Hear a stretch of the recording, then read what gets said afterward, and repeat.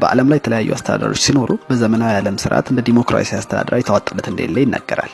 ነገር ግን ኢትዮጵያ ይህን ስርዓት ከሁሉም ቀድማ ጀምራ ነበር ብንለው ትሳ? አዎ፣ ኢትዮጵያ የገዳ ስርዓት የሚባል ማህበራዊና ኢኮኖሚያዊ ስርዓት ያላት ሲሆን በጣም የተቀናጀና የተደራጀ ስርዓት ነው። ይህ ስርዓት 3 መገለጫዎች አሉት። የመጀመሪያው ሉባ፣ ሁለተኛው ባሊ፣ ሶስተኛ የገዳ ፓርቲ ወይም ጎጌሳ ገዳ ናቸው። ሉባ በገዳ ስርዓት ውስጥ በእድሜ ቅደም ተከተል የሚሰጥ ደረጃ ሲሆን እያንዳንዱ ወንድ በእድሜ ደረጃው ኃላፊነት ይሰጠዋል። ለምሳሌ ይህ ሰውዬ አቢቹ ነው ብንል አቢቹ ከተወለደ አንስቶ 8 ዓመት እስኪሞላው ድረስ ደበሌ በሚባለው የስርዓቱ ደረጃ ውስጥ ሲሆን ብዙም ኃላፊነት አይሰጠውም። ከ9 እስከ 16 ባለው እድሜ ክልል ውስጥ ሲሆን ጋሜ የሚባል ሲሆን ኃላፊነቱም ተማሪነት ነው። ከ17 እስከ 24 ባለው እድሜ ክልል ውስጥ ሲሆን ፎሌ የሚባል ሲሆን የጦር ትምህርት የሚወስድበት ደረጃ ነው። ከ25 እስከ 32 ባለው እድሜ ክልል ውስጥ ሲሆን ኩሳ የሚባል ሲሆን ስራውም ደግሞ ጀማሪ ጦረኛ ነው። ከ33 እስከ 40 ራባዶር የሚባል ሲሆን ከፍተኛ ጦረኛ ሆነ ማለት ነው።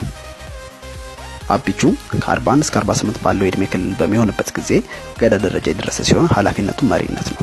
አቢቹ ከዚህ ጊዜ በኋላ ስራ ጨርሻለሁ ብሎ አይቀመጥም፣ ወደሚቀጥለው የኃላፊነት ደረጃ ይሻገራል እንጂ። ይሄውም ከ49 እስከ 56 እድሜ ደረጃ ያለው ሲሆን ዩባ ይባላል። ስራውም ለተተኪው ገዳ የማማከር ስራ ነው። አቢቹ ቀጥሎ የሚያልፍባቸው እርከኖች ዩባ 1 እና 2 ሲሆኑ ኃላፊነቱም የህግ አዋቂነት ነው። አቢቹ አሁን እየደከመ የሚሄድ ሲሆን ኃላፊነቱ እየቀነሰ የሚመጣ ይሆናል ማለት ነው። የመጨረሻው የኃላፊነት እርከኑ ገዳሞጂ የሚባል ሲሆን ኃላፊነቱም ሃይማኖታዊ ስርዓቶችን መከወን ይሆናል።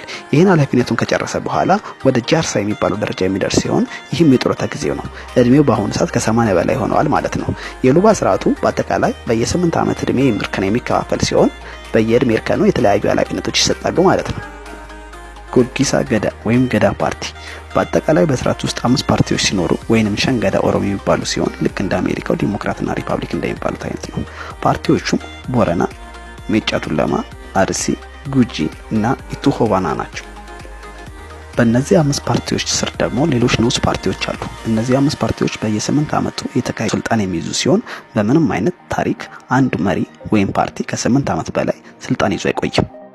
ባሊ የሚባለው መገለጫ ደግሞ ስልጣን ከአንዱ ፓርቲ ወደ ሌላው ፓርቲ የሚተላለፍበት ስርዓት ነው። ይህ ስርዓት ፍጹም ሰላማዊ ስርዓት ሲሆን በዘመናዊ ኢትዮጵያ እንኳን የማይታሰብ ሂደት ነው።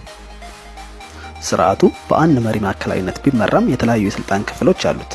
እነዚህም አባዱላ የጦር መሪ፣ አባሳ የምጣኔ ሀብትን የተመለከቱ ጉዳዮችን የሚወስን፣ አባለንጋ ዳኛ፣ አባዱቤ አፈ ጉባኤ፣ አባጫፎ የጉባኤ ሰብሳቢ፣ አባቦኩ ፕሬዝዳንት፣ አባሴራ የህግ አዋቂና ተንታኝ ናቸው። አንድ ስርዓት ሆኖ ለመቀጠል በሁሉም ደረጃ የማይናወጥ መሰጠት፣ የህግ የበላይነት መከበርና የተገዢውን ከፍተኛ የህግ አክባሪነት የሚጠይቅ ሲሆን ይህ ስርዓት ለምዕተ ዓመታት ለስኬታማነት ያበቃው የተገዢዎቹ የመሪዎቹና የህጉ መናበብ ናቸው። ከዚህም ስርዓት አሁን ያለችው ኢትዮጵያ ብዙ ትማርበታለች። ይህ ስርዓት በዩኔስኮ የማይዳሰሱ ቅርሶች ውስጥ በ2009 ዓ.ም የተመዘገበ ሲሆን እንዴት በ21ኛው ክፍለ ዘመን መጠቀም ይቻላል የሚለው በጥናት ላይ ይገኛል።